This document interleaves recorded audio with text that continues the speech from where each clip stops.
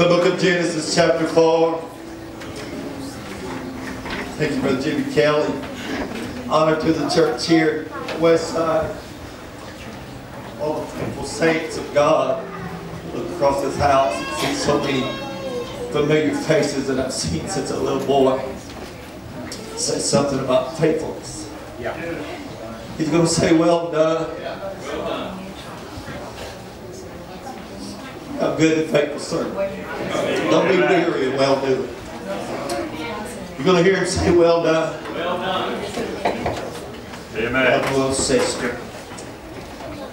I was telling him this morning in church, I was just about grown and out of the house by the time she came along. Proud to be part of the best section in the Tennessee district.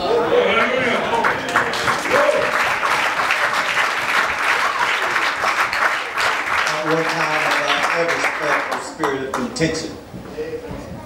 Praise God for it. Thankful for what might be a biased opinion, but for the best church in Section 4 that came tonight.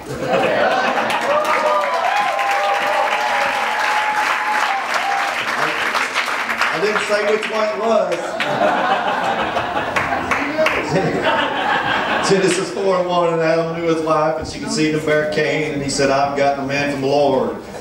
And she again bare his brother Abel, and Abel was a keeper of sheep, but Cain was a tiller of the ground. And in the process of time it came to pass that Cain brought of the fruit of the ground and offered him to the Lord.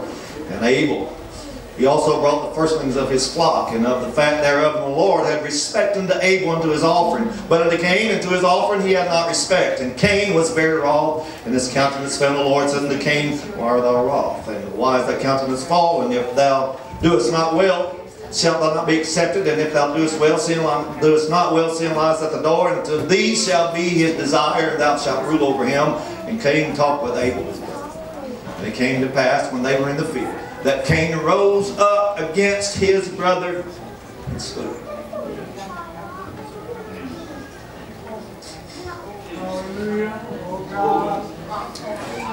I'm sorry, it's just on my heart. I love people.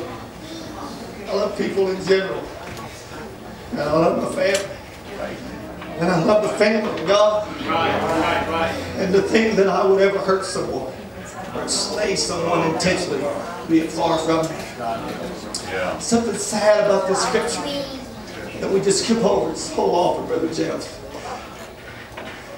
You see, most theologians would agree that these boys weren't 12 and 13 years old. They were well into adulthood. They were perhaps 30, 40, 50 years old. One theologian I read said, this was a contemplated thought.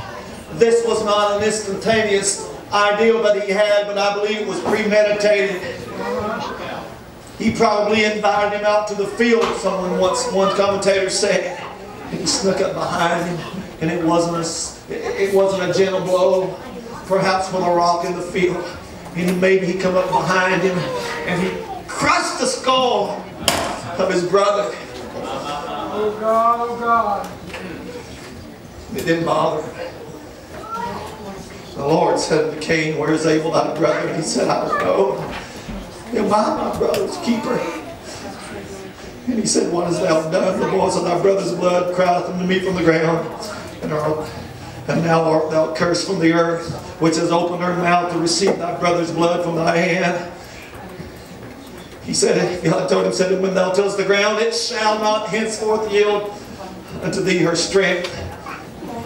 A vagabond, a fugitive and a vagabond shalt thou be in the earth. And Cain said unto the Lord, my punishment is greater than I can bear. He wasn't concerned or sorrowful about what was done. He was concerned and sorrowful about the repercussions of what was going to, how it was going to affect him.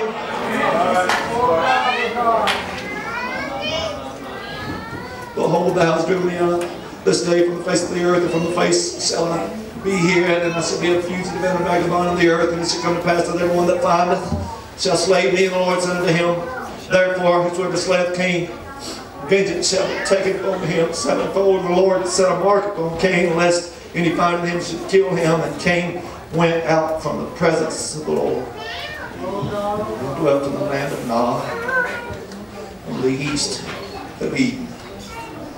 I'm here to tell you tonight that I am my brother's keeper. God help me to keep that attitude. God help us to adopt that attitude. Amen. That I am my brother's keeper. Father, I come before you in the name of Jesus.